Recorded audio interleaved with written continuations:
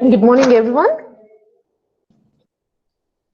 We welcome you all to the day 4 of the FTP.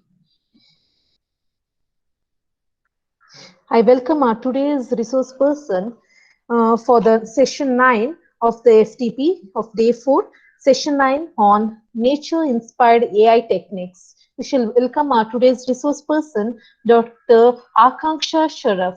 Welcome you, madam. Hello. Thank you, ma'am. Thank you.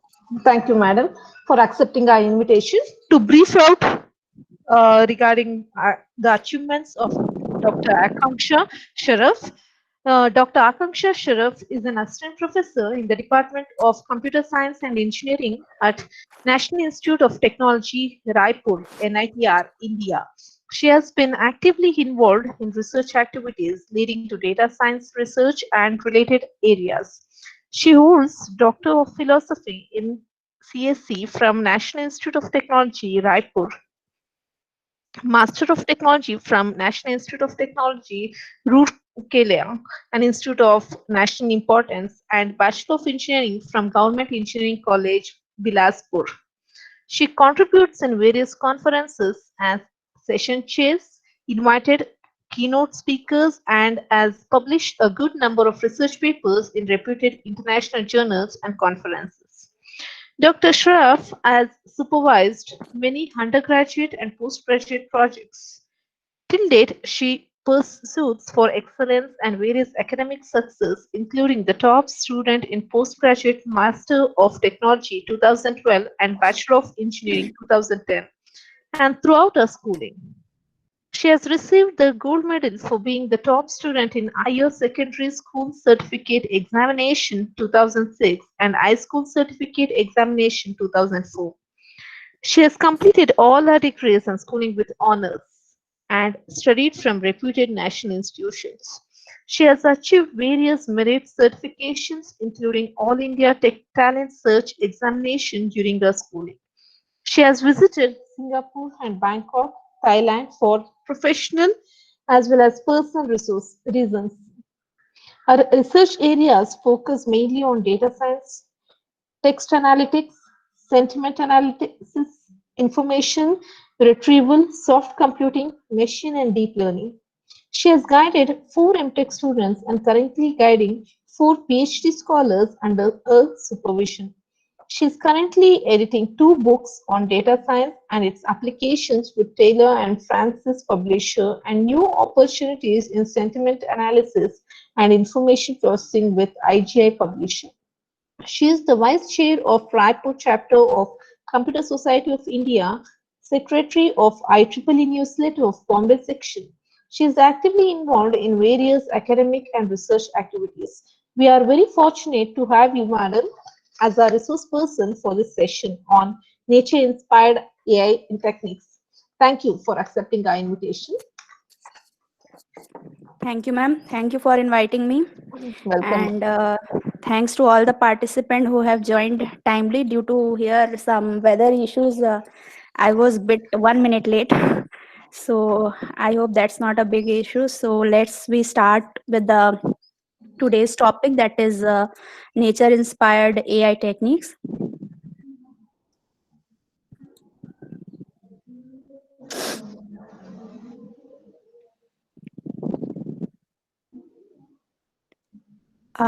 Whether my slides are visible to all? Yes, madam, it is visible. Okay. Thank you, ma'am. Thank you. Thank you for inviting me to the overall team of this workshop, Atal FTP on artificial intelligence. And today I will deliver some introductory topic, you can say, or what are the concepts that are coming around in nature-inspired AI techniques. So here, this nature-inspired AI techniques is formed of, you can say, 4 words here. That is nature, inspired, and then AI. AI is nothing but your artificial intelligence, and the techniques. So what exactly is going behind here? That is the natural phenomena.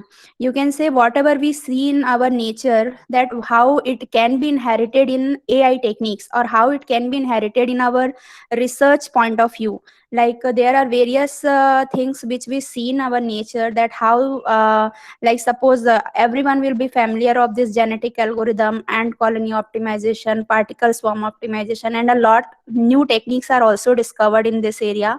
So how those techniques which are natural, so how can those techniques be incorporated in our research point of view? So first we have to understand that what is the natural concept behind those topics, or behind that phenomena. So we will I will discuss here somewhat the introduction about the nature inspired AI techniques. Then first is your artificial neural networks, which comes under your nature inspired AI techniques. Why we are studying artificial neural network?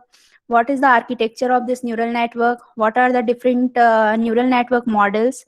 What are the, now second is your evolutionary algorithms, or you can say genetic algorithm, its structure, its what are the main you can say terminologies that are kept behind the genetic algorithm. That is your fitness function, parent selection, crossover, mutation, survivor selection, termination condition, and there are different models for adopting this lifetime also.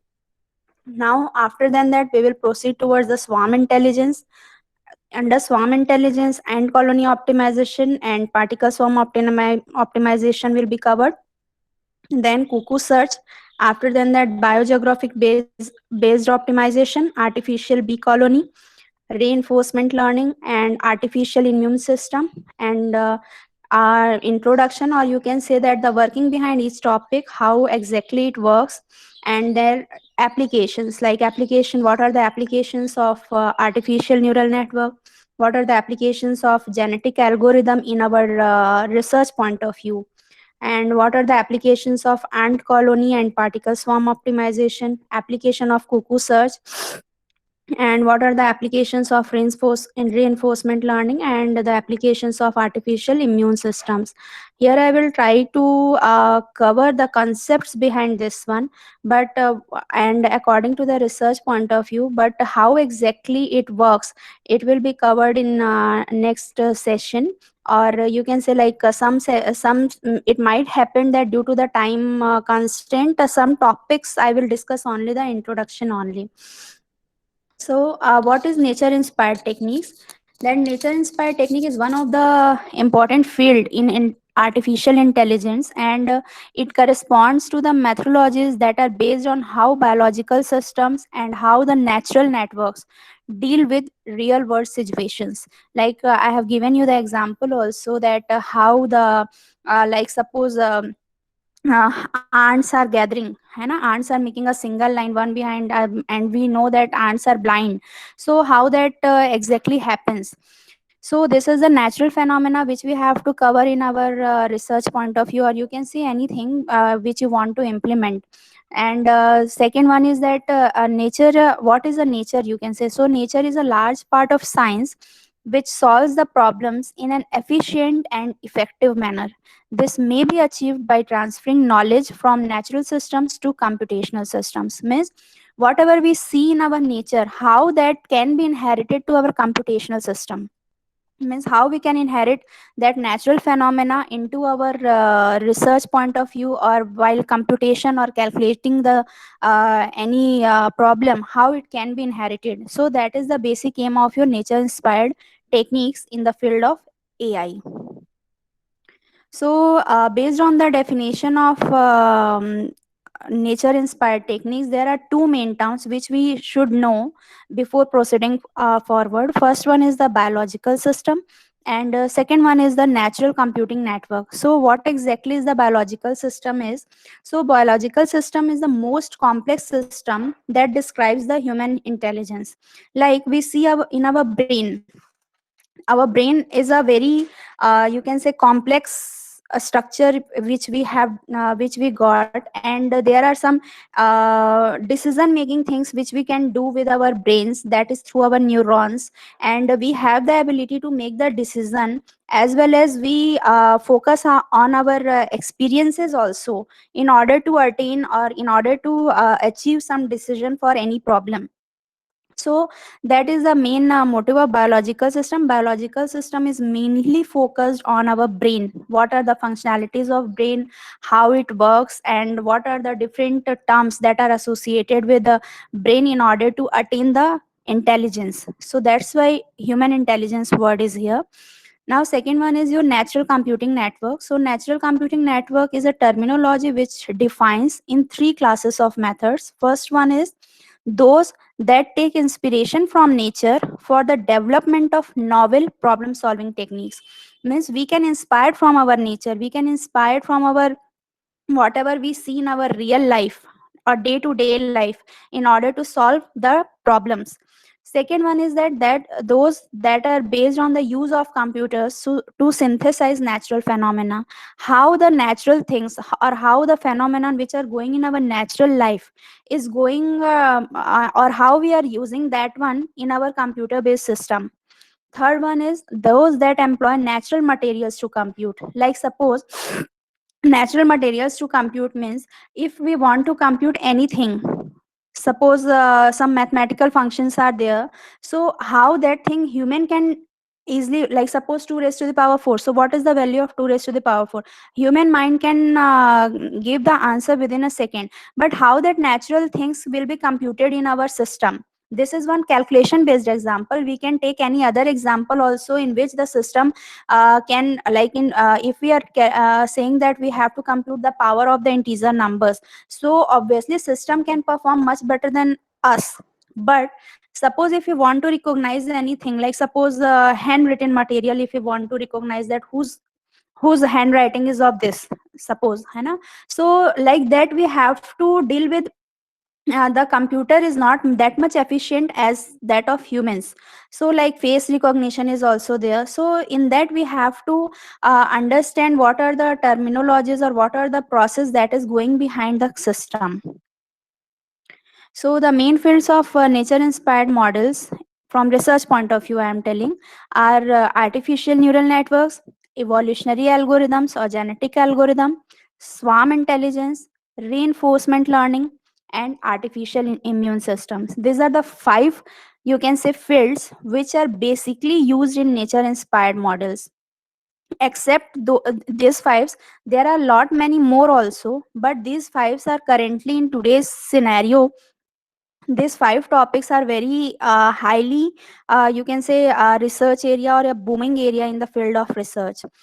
So first, this is your the computational paradigms studied by natural computing are abstracted from natural phenomena as diverse as functioning of the brain, flock of birds behavior, and the immune system. Like whatever I have discussed in the previous slide, that these are the five main fields. So these are the some introduction about that one only.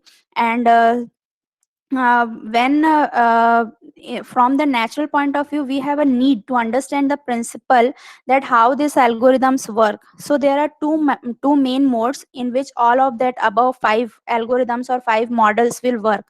First one is your search or path based finding algorithm, path finding algorithm. Like you can see the route mapping or traveling salesman problem is one of the example, in which we have to in which we have given the list of cities and the distance between those cities, and we have to find out the optimal route. Because suppose there are five cities, like suppose here there are five cities, four, and here five. These all are connected with some method, and suppose this is A and this is B, I want to reach A to B. So there are three ways you can see here, 3 to 4 ways.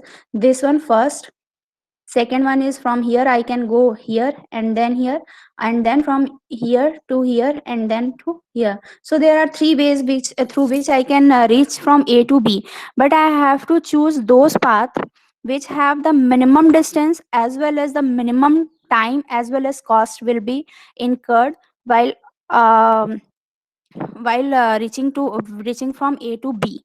Clear? So that is nothing but your search oblique pathfinding algorithm. This is one of the just example of this one. So search algorithms are essentially programs that are designed to find the best or shortest route to an objective, whatever the objective it might be. Suppose if we have to take the minimum cost, or if we have to take the minimum time. Clear? So based on our objective function, we have to find out the shortest or the best route. Second one is your predictive modeling. What is predictive modeling? That predictive modeling is also called as predictive analytics, and it is a mathematical process that seeks to predict future events or outcomes by analyzing patterns that are likely to forecast future results. The goal of predictive modeling is to answer the question that, based on known past behavior, what is most likely to happen in the future. And predictive modeling is often associated with metrology and customer retention and has many applications in business. Like, in summary, I can tell you that what is predictive modeling? It is nothing but the prediction, you can say. Like, suppose whenever we are suppose we are exploring the Amazon website, and we want such type of phones whose we have some specifications over there, that I want this type of phone, and I want to know the review comments of these phones, that whatever the previous users, those who have purchased that phone, so what are their means opinion. Suppose, so that is nothing but their past behavior, you can say, that whatever the user comments on that particular phone, so based on that past behavior, we are likely to predict that whether we have to buy the phone or not. Or you can say that based on, it is from the customer point of view. From the you can say the manufacturer point of view, we can say that if that phone has a good number of reviews, whatever the customers has given the reviews for that product, so whether that phone has a current market or not. Current market means whether that phone will be will be in the competition for next 2 years or next 5 years or not. That is a prediction, you can say. So for that predictive modeling also, we are using the nature inspired AI techniques. So a lot of different you can say modes are there through which the different nature inspired techniques will be used. These are only two modes which I have discussed here, but a lot of other modes are also there, but these two modes are very prominently used, you can say. Now, the first model is artificial neural network. I hope that as many of you are faculty members from different institutes, and in every institute, I think that artificial intelligence is one of the core subject in the undergraduate students. So I hope that everyone will aware of this artificial neural network. So basically, I will deal with that this one itself, but my concern is that everyone will know this artificial neural network, exactly what is going behind the neural network, what is neural, what is network, and what is here the artificial meaning of artificial. So here I would like to add one sentence, that one of the very important and booming research area in current scenario is the artificial neural network, you can say. Like, you have used the Google Translator, you have used the Google Assistant. So it is nothing but it is an application of artificial neural network itself, or you can say the artificial intelligence. That how it is means now everyone is using this Google Translator, Google Assistant, and a lot many more examples are there. I am just mentioning the two of them, through which we can understand that how the artificial intelligence and how the artificial neural network came into existence, and how it is because we are learning this artificial intelligence from last, I think, 15 years, 15 to 20 years in our syllabus curriculum, or more than that also. I am just telling you the when I have done my engineering, from that duration itself I am telling. So it is now currently in demand. When we are studying at that time, we didn't think that it will be for next 50 years or next 20 years it will be in the market, but now the scene has changed. It is now the currently the very hot topic in the research point of view. So here you can say when we are using the mobile phones or anything like phone, laptop, everything like in this coronavirus period, COVID-19, we all are dependent on the internet. We all are dependent on the mobile phones. Like someone says that now we breathe, but we are breathing through our mobile phones. So that is the correct statement, that we are living with our mobile phones, we are taking the breath from our mobile phones. It has become a you can say a necessary mode for transmission of information, or as a mode of communication itself. So what happens in your internet, that here all the devices are interconnected, like your phone, laptop, etc., and they share the information as well as the data among the individuals or the various persons, you can say. So the same phenomena has been covered in neural network itself also, like in our brain. So here I will discuss somewhat introduction, that neural networks are nothing but it is the networks of neurons, such as found in real biological brains. You can say brain.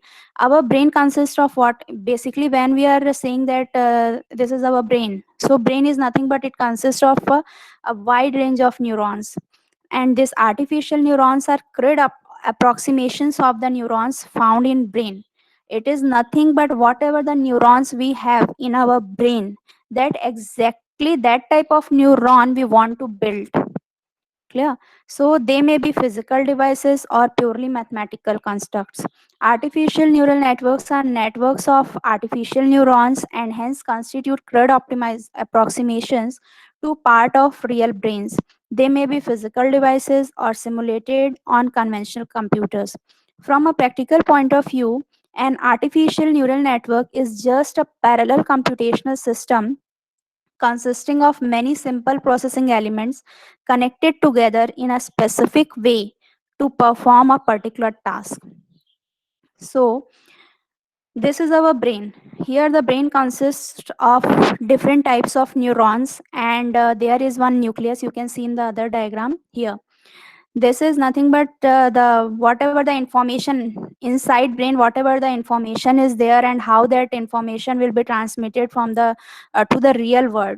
So that is brain. So brain is a highly complex and non-linear and parallel computer, you can say. We can like suppose in one instant of time I'm thinking something, and at other instant some phone call came, and at that time I was thinking somewhat else. So we can do some parallel task also. It is not that I am focusing on only one task. Depending upon the time and depending upon the need of our, you can say, we are changing our thoughts. We are changing our means decisions also.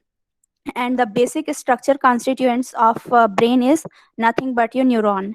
And here inside the brain there are dendrites, nucleus, cell body, axon, synapses. So what is here dendrites? Or you can say the basic components of biological neurons are the majority of neurons encode their activations or outputs as a series of brief electrical pulses. It means the neurons are responsible for encoding the activations. Activations are nothing but the, you can say, from input to output, whatever the thinking process is there, whatever we are activating in our mind, that is nothing but your activations. Now, second one is the neuron cell body, that is soma, processes the incoming activations and converts them into output activations. Third one is the neuron's nucleus that contains the genetic material in the form of DNA. This is the same as in most types of cells, not just the neurons. And we know that nucleus is the very important part of our brain. It helps in maintaining the decision, that what decision we have to take.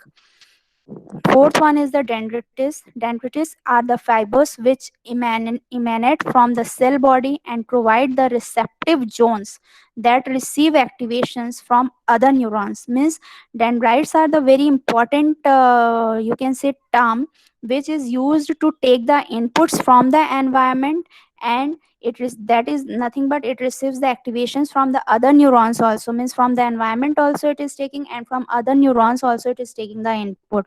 Now fifth one is your axons. Axons are nothing but the fibers that acts as transmission lines that send activation to other neurons, means what exactly happens in our neuron system and how the one neuron can communicate or activate the other neurons. That is the basic idea behind using the axons. The junction that allow signal transmission between axons and dendrites are called synapses. Like here you can see, like dendrites and synapses, whatever the information is traveling, that is mainly the work of axon. Now you can see here that in human brains, one second.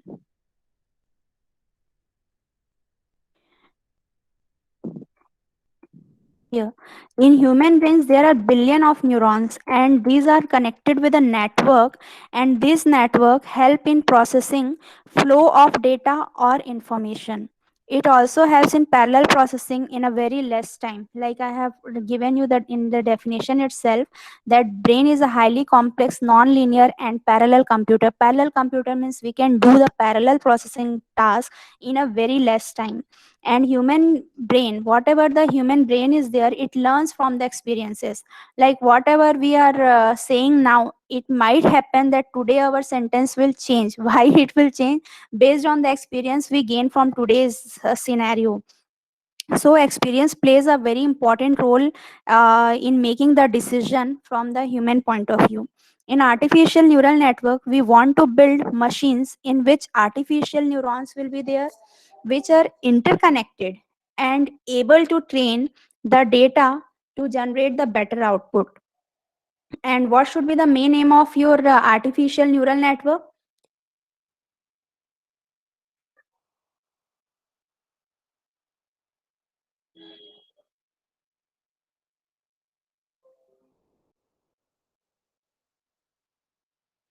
Hello? Hello, am I audible? Yes, ma'am. Yes, Yeah. ma'am. Yes, Okay, ma'am. okay. Okay, okay. Thank you, thank you. No, so why we are going or why we are proceeding towards the artificial neural network? What is the idea behind using this artificial neural network? So, one of the very important aim of using this ANN in our current scenario is to develop a machine, you can say, or a computer based machine, which is much like a human brain, which can learn from the experiences and which should be able to train the data in order to generate the better output. Like what we are humans, so we can easily suppose if a problem came to our life, like real world problem you can say, so we whatever the experience we have or whatever the analysis we have, from that point of view we are able to judge anything, we are able to make a decision for that problem itself. But what happens in your artificial neural network, it is a machine dependent. Whatever the input we are feeding to machine, according to that only it performs. So now we want that type of system which is capable of doing the things which a human can do in a very efficient way, you can say. Like suppose if I am taking an example, the same example I am telling, that suppose I want to compute the 8 raised to the power 8. So I think the computer will perform it's much faster as compared to the human will take some time, that what should be the calculation, because it is a calculation and computation task, you can say. So human will take some time, but the computer, if we have feeded the program for computing this 8 raised to the power 8, so the computer will do it in a very less time. So this is the you can say quality of computer, that the lesser time it will take for the computational task, or you can say calculation task. Now if I will take another example, suppose if I am going to office today, I am the first joinee, you can say, or that is the very first day of when I have joined my office. So at that time, whenever I see some faces, my mind will or my brain will capture those faces. Clear? And after some day also, I know that this face I have seen in my office. Clear? So I was able to recognize that one. But what a system will do, like suppose there are 100 peoples in my office, and I am able to recognize those 100 persons also, or it might be possible like 10 persons I can identify. But what happened in your system, that we have to feed the images to the system as input, and whatever the images we have fed, according to that the system will identify. Suppose on the next day I have changed the image of some person. How I have changed the image, like suppose I have inputted the side face of the image of the person, sorry. Or if suppose if a person is a male person, and he has done shaving, or he has cutted his hair, so according to that the image will change. Clear? So if I have input that image to the system, so the system won't be able to recognize that person. But or if it is able to recognize, then it will able to only to 40 to 50%, not the accurate result the system won't do. So why AI came into existence, or why neural network came into existence? Now here the role of neural network is there in order to identify that person correctly or accurately, you can say. Not 100%, I'm not telling that any system will give you 100% accuracy, I'm not telling about that 100%, but whatever the greater accuracy we can achieve, it is through neural network, because we want our brain should resemble to the computer brain, you can say, or the computer, whatever the code we are writing, whatever the logic we are giving to the computer, it should resemble the human brain, so that it can able to recognize the person or the things or whatever the image you are feeding. So it is nothing but it is the concept of your neural network. Here we can input the data, like here you can say, here we can give some input that is in the form of images, you can say, or anything. Here we give some meaningful algorithms, whatever the ANN algorithms are there, we can give it. And then from those algorithms, the system will learn, that the learn, and then neural network system will improve based on that algorithms. Clear? So neural network plays a very important role in identifying this type of recognition, like face recognition, handwriting recognition, character recognition, you can say. So a lot of many applications are there from the neural network point of view. Like suppose if I have because everyone will know Narendra Modi, and everyone is knowing Akshay Kumar, or whatever the Bollywood star or any star you can tell, or Narendra Modi, we can give take example of Narendra Modi itself. So if they change their face or give some side view, then we are able to recognize that person, that yeah, he is Narendra Modi. Clear? But a system can't do. How we will identify that the face of that person? Through our experience, whatever the experience we have gained, or whatever the pictures we have seen, or whatever, if someone has seen him original in the original view, so every person or every brain from its experience, they can recognize that this is Narendra Modi. But a normal machine won't do without the involvement of neural network, because they can't identify it properly. And it will identify when we will give all the images of the side views, or if any change in the gesture, or the face gesture, or you can say the body gesture. So according to that we have to give the input, and that will change from time to time. That is, the database should be maintained from time to time, so that output will be not fully accurate, but somewhat accurate, it will, you can say. And if a person is making some new faces, or you can say the new gestures, then the machine will be unable to identify. But from neural network, if you use the neural network, then that accuracy will be improved to 90 to 95%. Clear? Because of its learning algorithm and the improvement which I have told you here, the learning algorithm which we are using, and the improvement in the neural networks. So this becomes very easy for the machine to identify when we are incorporating the neural network. So what exactly we want in ANN? To implement the working of brain, you can say, whatever our brain is working, exactly from that point of view we want the our machine to work. Like we are designing the robots, so till now no robot is there who can replace the human beings. Clear? There are somewhat flaws, you can say, or something is there, so we can't say that the robots will replace the human being.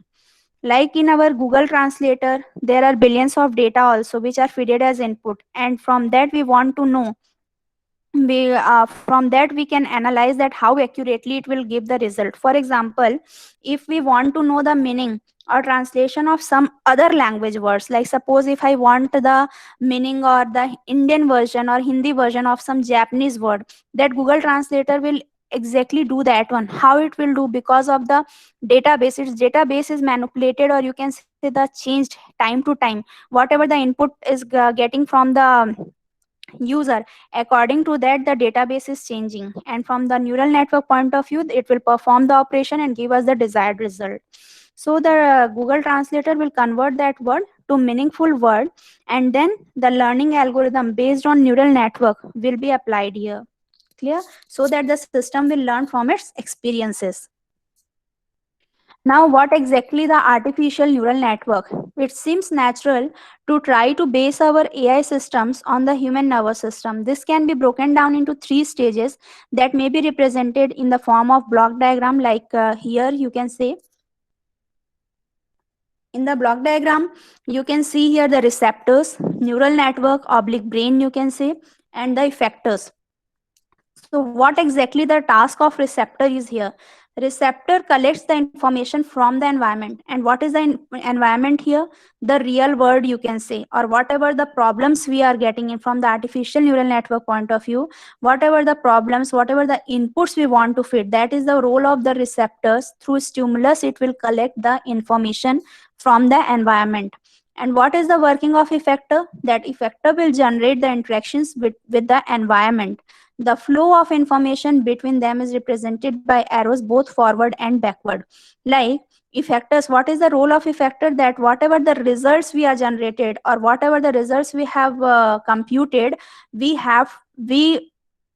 propose that results or interact those results with the environment, you can say, from the user point of view also, that whatever the response the system is generating, we will feed it, we will cross check with the user whether that type of response they want or not. Clear? Other, if they didn't want, then we have to again back propagate it, and then the neural network will perform its task, and then again the effector will give produces the output. So what we generally describe here is as intelligence, which is normally carried out in the central stage, that is in the brain. Here you can say this is neural network or brain. That is nothing but the main, you can say, central part or the main part of any artificial neural network, that it wants to resemble the brain with its algorithm or neural network algorithm, and here called the intelligence word. So the brain is known to consist of an interconnected network of neurons, and the study of neural network is now a major subfield of AI.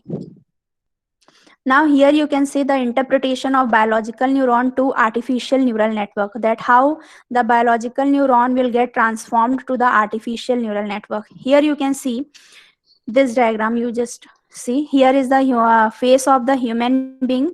Clear? So here, what is the visible layer here? That is your input pixels. Whatever the input pixels we are giving to the system, that are known as your visible layers. Second one is that we will able to identify the hidden layer. In first hidden layer, it will identify the edges. Like here you can see, firstly, we will identify the edges from the face. This is the face. This is the face of any person or anything. So here first we will identify the edge, this one. So this edge will be identified through the first hidden layer. From the second hidden layer, we will identify the corners and contours, means how exactly the shape of nose is, eyes is, or the mouth is. So exactly we want to find out the whatever the corners we have and whatever the contours in order to identify the nose, mouth, and eyes. And then third part, that is the object part. In this object part, the third is your, you can easily identify, or you can easily recognize that where is the eyes, where is the nose, and where is the mouth. Means overall face can be recognized in the your output, that is object identity part. So here you can identify where is the car, the person, or the animal. I have taken the three three input levels here, first, two, and three, and there are three hidden layers also in order to identify the car, person, and animal. So these are nothing but your, in first hidden layer you can identify the edges, second hidden layer you can identify the corners and contours, and the role of third hidden layer is to identify the object parts, and at last in the output stage we are able to identify the object, that what type of object it is, either that one is the car or a person or animal. I have taken the example of a face, so that's why I have told you according to the face that these are the ages. In this means you can say the person or animal. So why are artificial neural networks worth studying? They are extremely powerful computational devices. First, second one is that the parallelism is very efficient here. Means artificial neural network can perform the parallel task. Third one is that the artificial neural network can learn and generalize from training data, so there is no need for enormous feats of programming. Fourth one is they are particularly fault tolerant, means they have a graceful degradation found in which are found in biological systems. Fifth one is they are very noise tolerant, so they can cope up with situations where normal symbolic systems would have the difficulty. Sixth one is that in principle they can do anything a symbolic, logic, or a rule based system can do, and much more, though in practice getting them to do it can be rather difficult. So artificial neural network has a very important role in from the research point of view, and in every aspect of our daily life also. There are four principal objects which goes behind the artificial neural network, that is, or you can say the terminologies or whatever exactly the artificial neural network is built up of. First one is the layers. First is the input layer, hidden layer, and output layers. Second one is the features and labels. Whatever the input we are providing to the network, they are nothing but the features. Input means the properties of that input parameter, you can say those are what, the features, and the output which we are taking from the network are nothing but your labels. Third one is your loss function. That loss function is nothing but it is a metric used to estimate the performance of the learning phase. Like you can say the loss function here, you can see here the effector. As I told that the effector is nothing but it interacts with the environment. Suppose the user don't want that type of result, so again it will go back and perform the operation. So here the same thing has been written, the loss function means why it will go back. First we will analyze the performance of the learning phase, that whatever the result we are getting, whether it is up to the mark or not. If it is not up to the mark, then there will be some loss. Either the loss will be in the form of cost, time, or anything. A lot of parameter is there in the loss function. So according to that performance parameter, we have to analyze that whether our the learning algorithm is performing correctly or not. So the loss function is a very important or play a very important role in estimating the performance of any system. And fourth one is the optimizer. What the optimizer will do, it will improve the learning by updating the knowledge in the network. Suppose in the when we are means feeding our output to the environment and it is not up to the mark, or we want some other optimum result, so we have to feed it back so that it will optimize the function, or it will update the neural network algorithm, you can say, in order to optimize give a optimal solution. Like here you can see the diagram. Here we can take the input, then this input will pass to the layer like this. Layers, you can say, this is the input layer, these are the hidden layers. Simple diagram I have made so that you can able to judge that what are the things that is exactly going behind the neural network. And there it is, after this loss function there will be the output layer. So here after the layer 2, that is after the layer hidden layers, we predict our result whether it is correct or not. Suppose if through the prediction and whatever the true labels we have, it didn't match. So didn't match means there will be some loss. Clear? If it didn't match, so there will be loss. So it will go to the optimizer. That optimizer will assign some weights. Weights is nothing but you can say we are changing some here in hidden layer only the neural network algorithm will perform.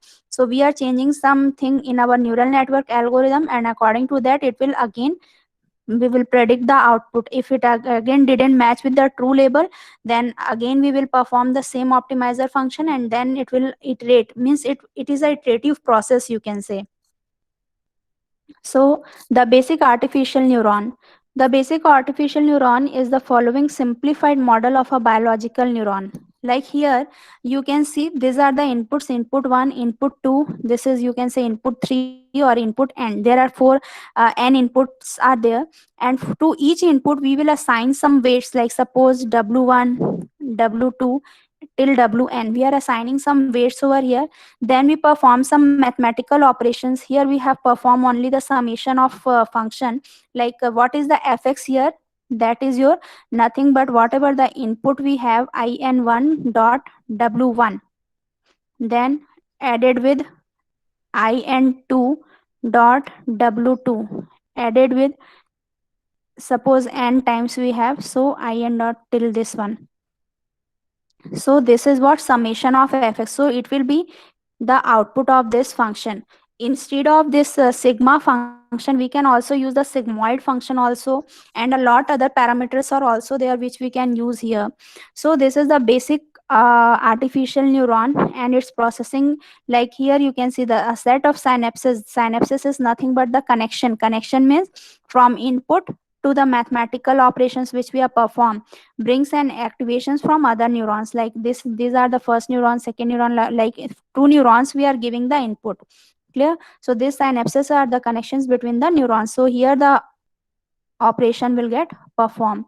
The processing unit sums the inputs and then applies a nonlinear activation, oblique squashing, transfer, or threshold function. This is fx, where we are performing the this function, that is the summation function. And this output line will, this line, this is out, will result this function.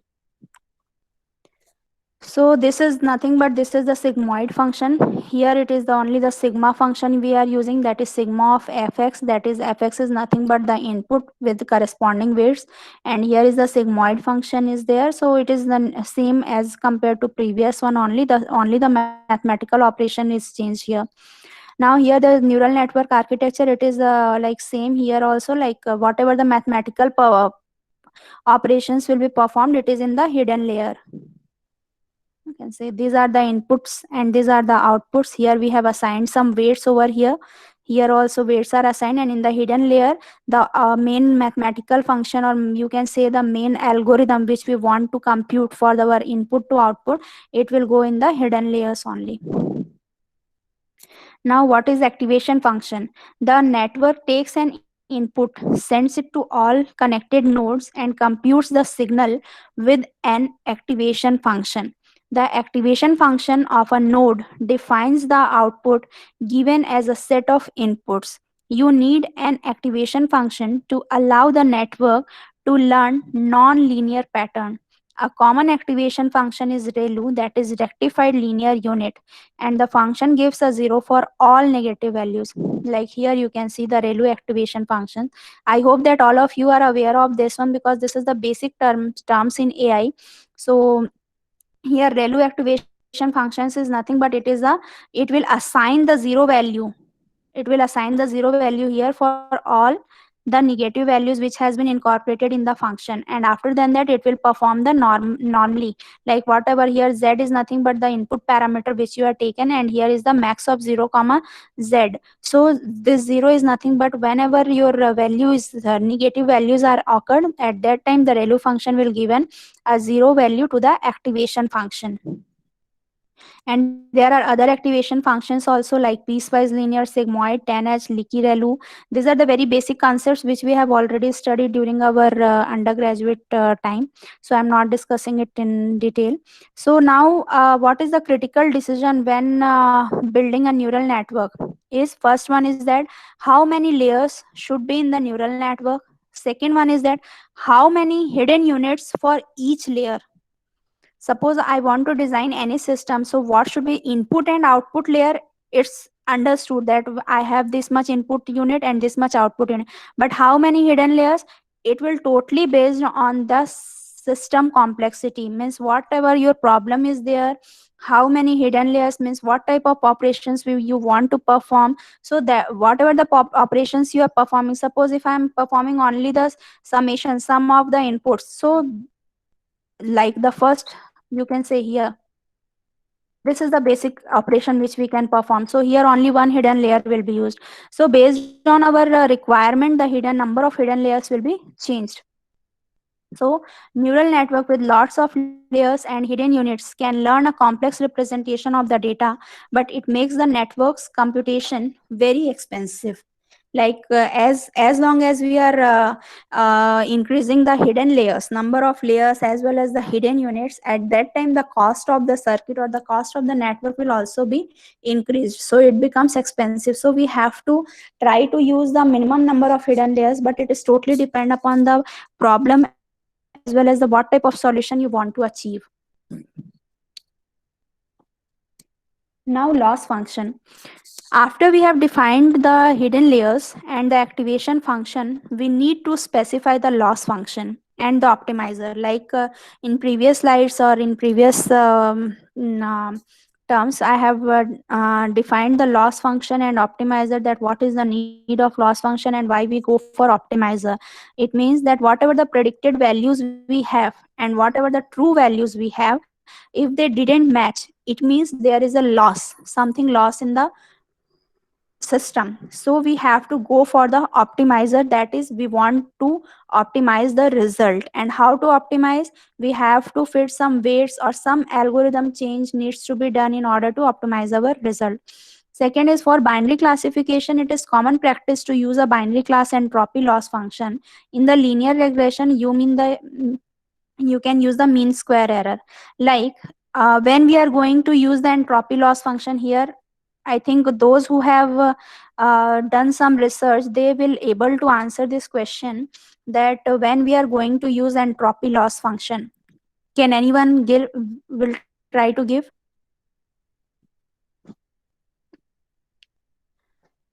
Like everyone is learning machine, want to use machine learning nowadays. So whenever we are clustering anything, clustering of any data, when we want to build any cluster, like suppose this is cluster 1, this is cluster 2. So how cluster 1 and cluster 2, whether cluster 1 and cluster 2 are similar or a lot of dissimilarities there between the cluster 1 and cluster 2. So at that time, whatever the performance parameter we are using is nothing but it is the entropy loss function. Means how much similar or how much dissimilar both the clusters are. There are some other parameters also instead of entropy, that is Davis bound index, Davis Boolean index, sorry. Davis Boolean index also, it is also a loss function. That is nothing but it is your parameter evaluation, parameter evaluation loss functions, that is the entropy and Davis Boolean index. It is basically used in when we are using any clustering mechanism to form the clusters of data. Now in linear regression means what application you can thought of in linear regression. Here we are using mean square error. Can anyone will give an answer of this one, that which application, particular application is linear regression in which we can use the mean square error? No. Okay, like suppose linear regression, or you can say multiple regression also you can take. Regression, it means where we have some time series data or we want to forecast something based on the time. Like suppose the climate analysis is there, temperature analysis is there, means forecasting of temperature, forecasting of your weather. So these are nothing but it came under the regression technique. So there we are using mean square error or mean absolute square error, that is MSE or MASE, that is mean absolute square error or mean squared error. Clear? So these are nothing but these are type of loss functions, you can say.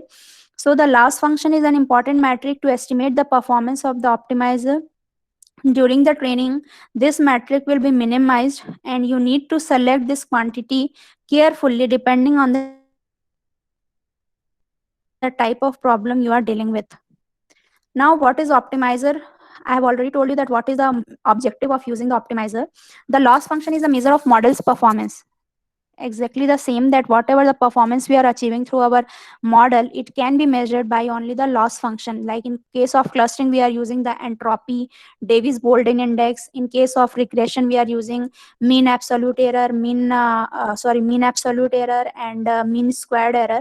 And like suppose in classification, from classification point of view, what parameter we are using as a loss function? Can anyone tell from classification point of view what are the different performance parameters? No. Like I think almost all of you, those who have researched, so they have used the accuracy, precision, recall, F measure. They are nothing but they are the performance parameter which can be used here as a loss function. Clear? So the optimizer will help improve the weights of the network in order to decrease the loss. Means we have to ultimately minimize the loss.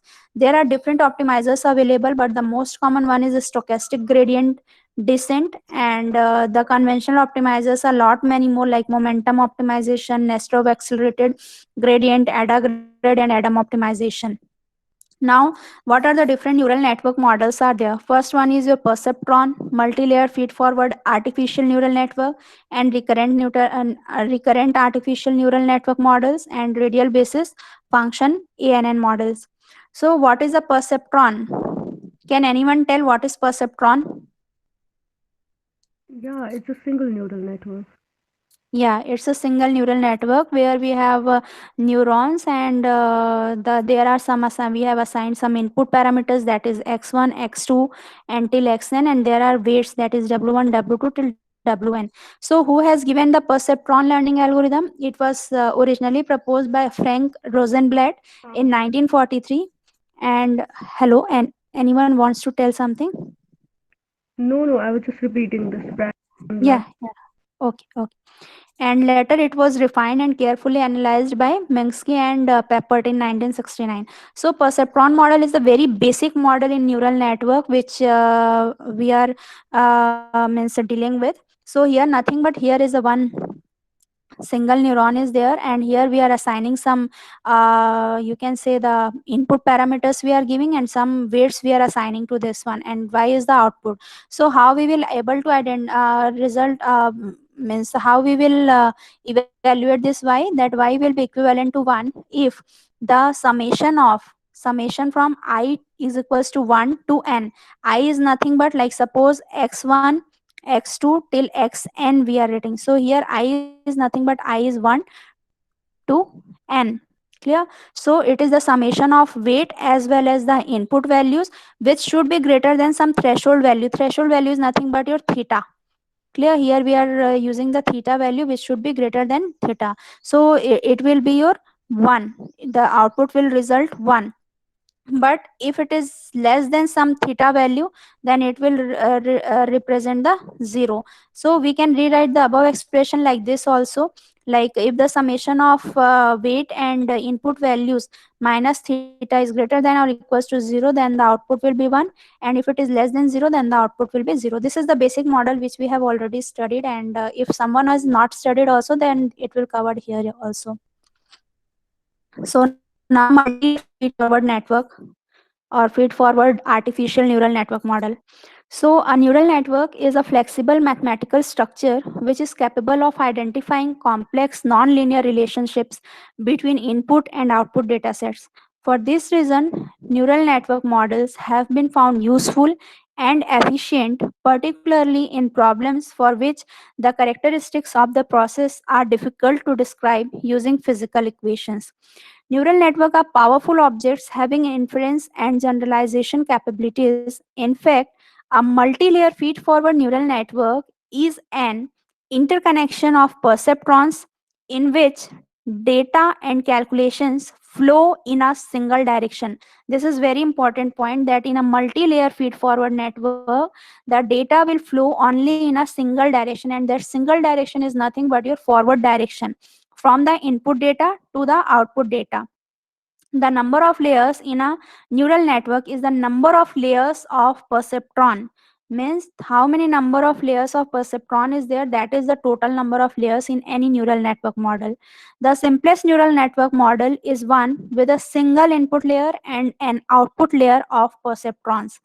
Like in this diagram, you can say here this is your neural network. Sorry, not neural. This is your input layer, and this is your output layer. Clear? Here, this is your input layer, and this is output layer. So there are two layers. So it is a single layer feed forward or multi-layered feed forward ANN model. Clear? Technically, this is referred to as a one layer feed forward network with two outputs because the output layer is the only layer with an activation calculation. Activation calculation means whatever the operation we are performing here. So that is your activation calculation. So that is the output. There are two outputs, y0, y1, and here this is the input data x0, x1, and x2. These are the input layers, and this is the output layer, and these are the neurons, you can say. So this is the basic model of multi-layer feed forward ANN. Second one is a two-layer feed forward model. Here this is your input layer, this is your hidden layer, and this is your output layer. In this, the number of hidden layers are 1. Now next one is your three-layer feed forward network. Here two hidden layers will be there, one input layer and one output layer will be there. Someone considered this this one x13 and x14 means totally this one as a hidden layer also. Clear? But whatever the basic models we have observed, this has been kept in the output layer itself. Only first hidden layer and second layer hidden layer, and this one is considered, this whole is considered as a output layer. Now coming to the recurrent artificial neural network model. Recurrent till here it is the artificial neural network model we have seen. Then we have seen the multi-layer feed forward network, and then we are coming to the recurrent artificial neural network model. Now currently the recurrent artificial neural network model and its extension, just extension I will cover after this recurrent ANN model, are widely used. And why it is widely used, you have to give me the answer after this after covering this recurrent ANN model. So recurrent neural networks are a class of neural networks that are helpful in modeling sequence data. Can anyone tell me that what is the meaning of sequence data?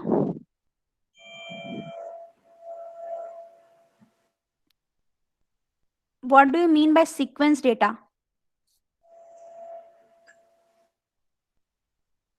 No? Okay.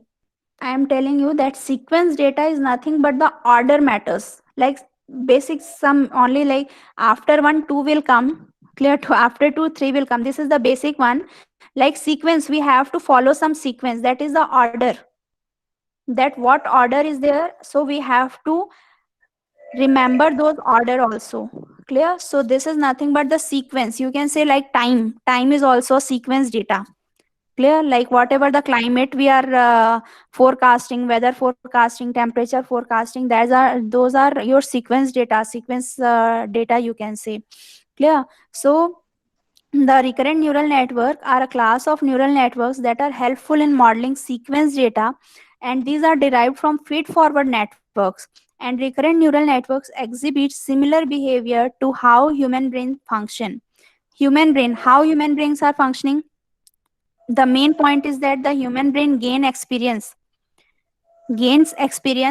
and then delivers the output means in the form of your decision, you can say. You are giving the your output, and how you are giving the decision based on your experiences. Clear? So recurrent neural network are a type of neural network where the output from previous step are fed as input to the current step. Here this point is very important, that in recurrent neural network, the output from previous step are fed as input to the current step. Someone has not muted himself or herself, so some noise is coming. Weight loss is there. Hello? 2 to 4 weight loss is there. That is good. Like this. Hello? Hello? 4 o'clock अंदर ना कर रम्मा के 4 o'clock phone दे 1:30 का plan. हाँ 1:30 के. 1:30 Hello, anyone wants to ask something? Hello, participants. You have any doubts? Anybody wants to ask? Actually, someone is talking, I think so. So either they can mute themselves. Yeah, dear participants, kindly mute your speakers. Sorry for the disturbance, ma'am. No, it's okay. It's okay. Thank you. Okay, so what is the neural network? The basic property of neural network is that the output of a state, the output from previous step are feeded as input to the current step. So whatever the previous decisions the network has taken, so that will be feeded as input to the current step. Same as our brain, like we are giving the decision based on the experience, you can say. So recurrent neural network is also inherited from the functionality of the brain itself. Like in traditional neural network, all the inputs and outputs are independent of each other. But in cases like when it is required to predict the next word of a sentence, the previous words are required, and hence there is a need to remember the previous words. I am taking the example from the text mining itself because I am working on text mining and sentiment analysis. So that's why I have chosen the example. Like whenever we are writing any sentence, like suppose when in our childhood, you have some kids also or in your home, so there are some questions of fill in the blanks, you can say. So for that fill in the blanks, if we want to fill the answer, so we have, whenever we are filling the answer to the blank position, so we should know the whatever the previous words are there. Clear? In order to after reading or after analyzing those previous words, we can easily fill out the blank there. Clear? So we have to predict the next word of the sentence. The previous words are required, and hence there is a need to remember the previous words. So that exactly the concept of recurrent neural network, that the system will be able to remember the previous words also in order to predict the next word of a sentence. That is, the recurrent neural network must have a memory which remembers all information about what has been calculated. It uses the same parameters for each input as it performs the same task on all the inputs or hidden layers to produce the output. This reduces the complexity of parameters, unlike the other natural neural networks. Like here you can see a difference between the recurrent neural network and feed forward neural network. In feed forward neural network, it will go in a forward direction, you can see here. Like whatever the inputs are there, it will be fed to the neurons, and then a single output will produce. Here whatever happened in your recurrent neural network, here the neurons, the a feedback path is there. Feedback path means it will analyze itself, means it will hold on the previous state and then it will move to the current state, means it will take the previous words as the input and then performs the output for the current state. So this is the main principle behind the recurrent neural network, that it has a memory to recall the previous words. Now from feed forward neural network to recurrent neural network. In feed forward neural network, there is a input layer, there is output layer, and there are some hidden layers. And what happened in your recurrent neural network, this is the input layer, X is the input layer, Y is the output layer, and in between there is a hidden layer which has a self loop, you can say, for a memory state. So these are the hidden concept difference between the feed forward neural network and a recurrent neural network. That in recurrent neural network, a self loop is there in order to store the previous words or previous state of the system. This is the same, like this is the input parameter, X is the input layer, H is the hidden layer, Y is the output layer, A, B and C are the network parameters used to improve the output of the model. And at given time t, the current input is a combination of input xt and xt minus 1. The output at any given time is fetched back to the network to improve on the output. Like here you can say, here this is the main model, but here we can proceed further also in order to improve the output, means we are fetching back to the network. Now, why recurrent neural networks? What is the need of recurrent neural networks? Why we have created this one? So, recurrent neural networks were created because there were a few issues in the feed-forward neural network. Like first, it cannot handle the sequential data.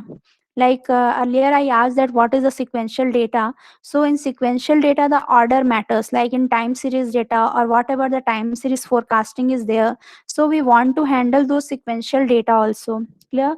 Second one is that we want to consider the current the traditional neural network or the feed forward neural network. It considers only the current input, but what happened in your recurrent neural network, that it considers the current input also as well as the previous output also, so that it can able to memorize the previous words.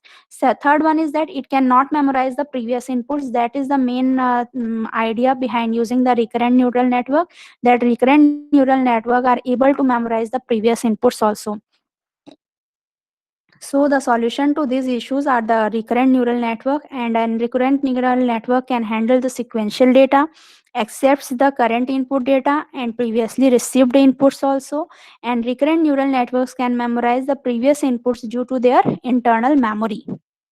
Now, there are different types of recurrent neural networks. Four types are there.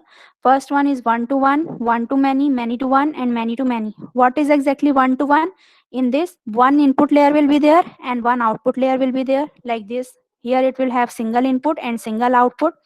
Like it was also known as vanilla neural network. Vanilla neural network is also given the name for one-to-one recurrent neural network because it is used for general machine learning problems which has a single input and a single output.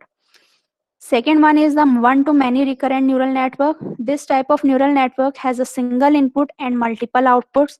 Example of this is image caption. Like whatever the caption we are entering in our system, means while entering the password, that option is showing for entering the caption word, captcha you can say. So that type of things has provided the logic of recurrent neural network. So here it will have single input and multiple outputs will be there.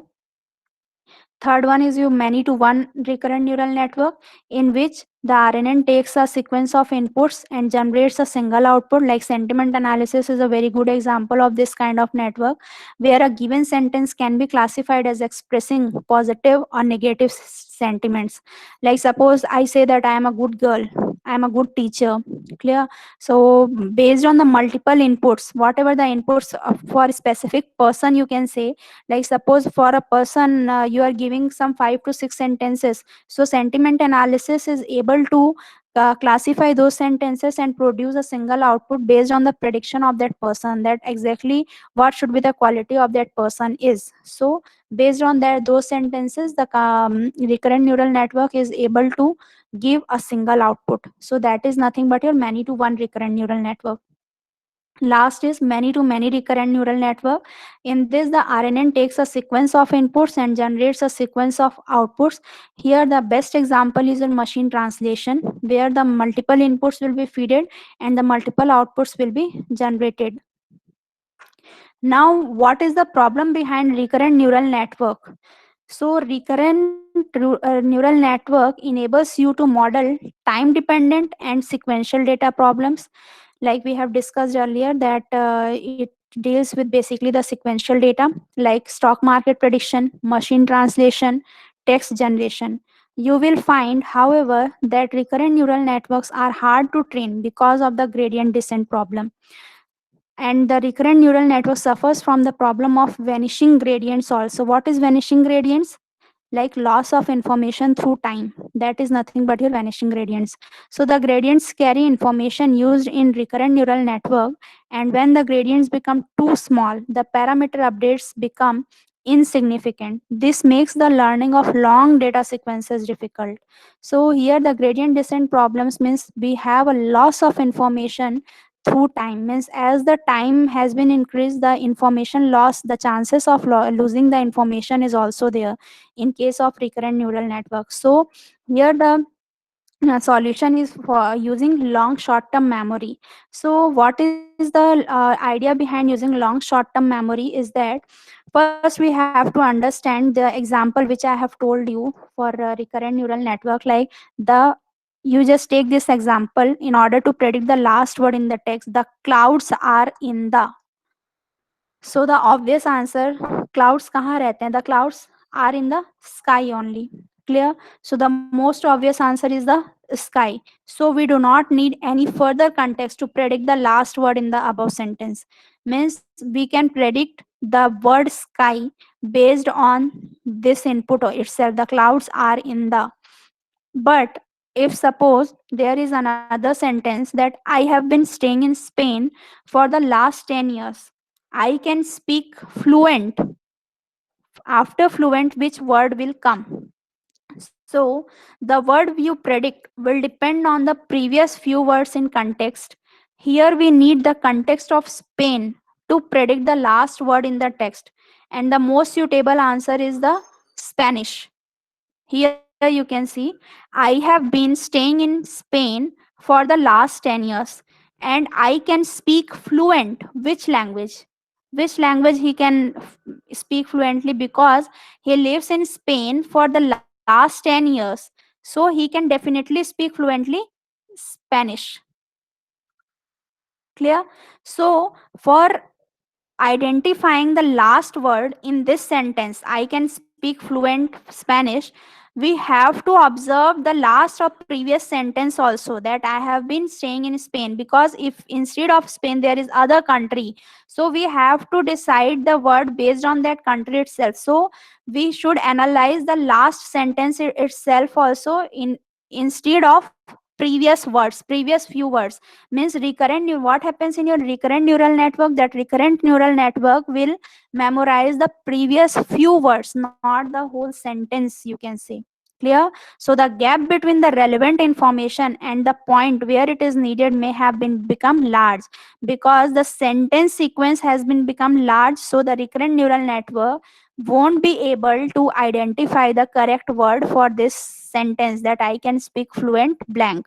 So in order to avoid this problem, or in order to solve this problem, LSTM came into existence.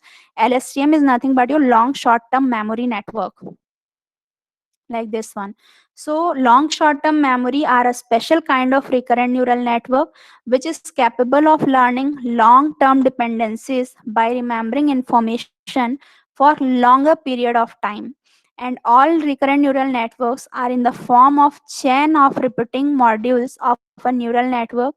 In standard recurrent neural networks, this repeating module will have a very simple structure, such as single 10H model. Here the LSTMs are built up of the 10H model.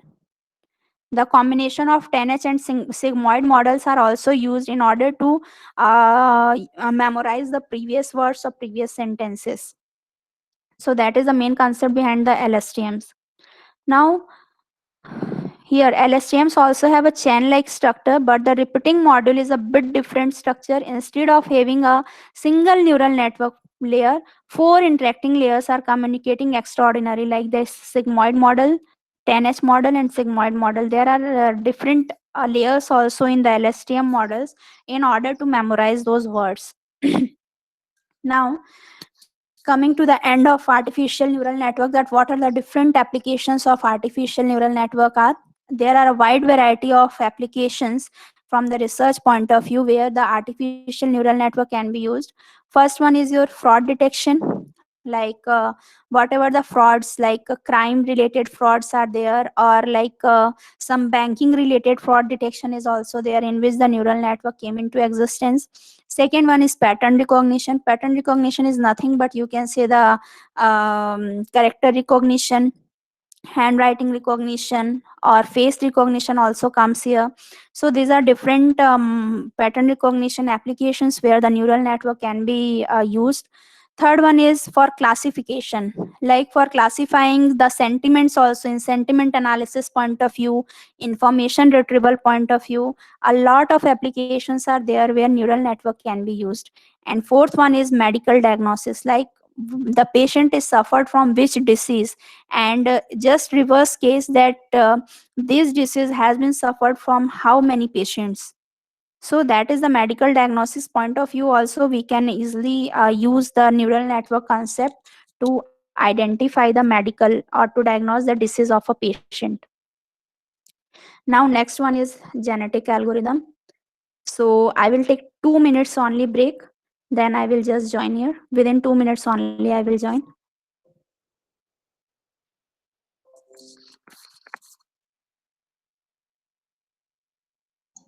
Dear participants, any queries, you can post your questions in the chat box.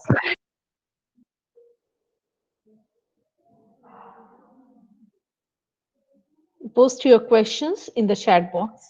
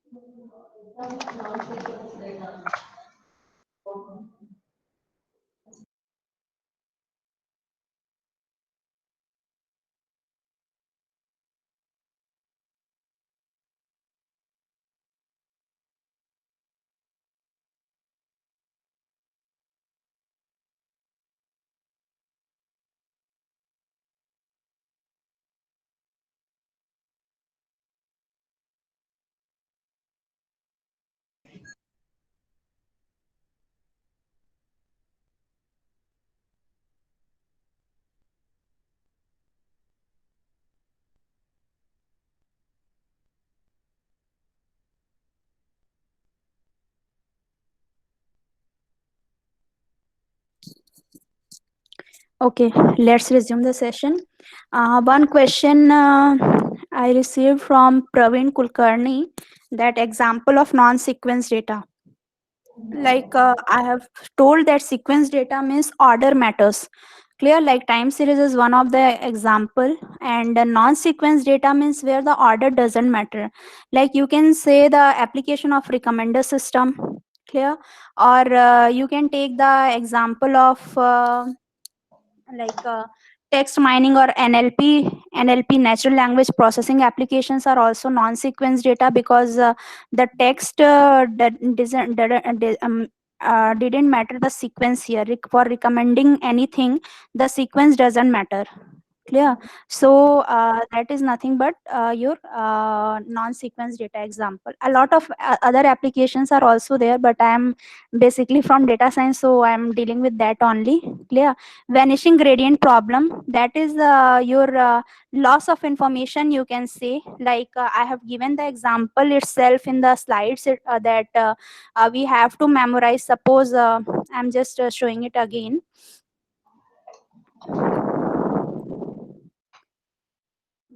Excuse me, madam. Yes. Yes. Can I request the participants to turn on a session, turn on their cameras to take a pic? Yeah, sure. Yes, madam. Ma'am, kindly you turn on your camera, madam. I Okay. request all the participants to turn on their cameras. We shall have a photo session of this particular session of the FTP. Kindly cooperate.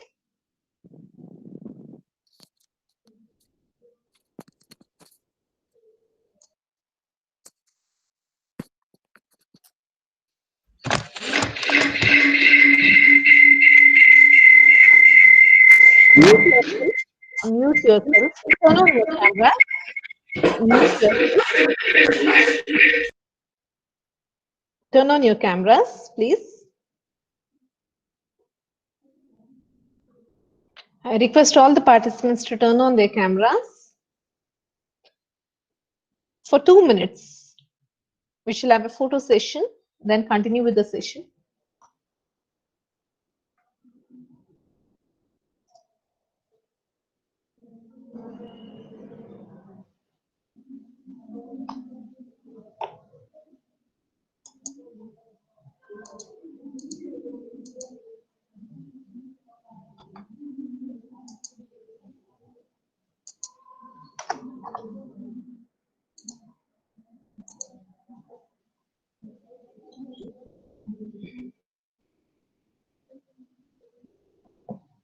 Kindly turn on your cameras, participants.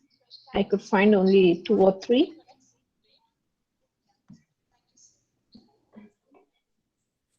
Okay, thank you all.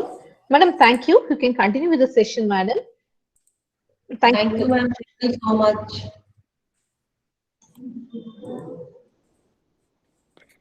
Hello. Okay. Ma'am, Hello. Dr. Akanksha, ma'am. Yes. Ma'am, how long will you continue this session, ma'am? Till 11:45 is the timing, I think so. If you wish, we can resume at 11 minutes, whatever the coordinator has decided, we can continue with this. Yeah, actually at 11:30 we had a break of. Okay, 11:30. Okay, so we will resume it afterwards also, because the genetic algorithm is the new topic. So after the break, we can continue. Okay, ma'am. Okay. Fine, ma'am. Okay. Thank you. Okay. Okay, ma'am. So shall we continue after the break, madam? Okay. Okay. Okay. At 11:45. We shall continue with the same link. Okay. Okay. Okay. Thank you, participants. You can have a break for 15 minutes, but kindly join sharp 11:45. Thank you all.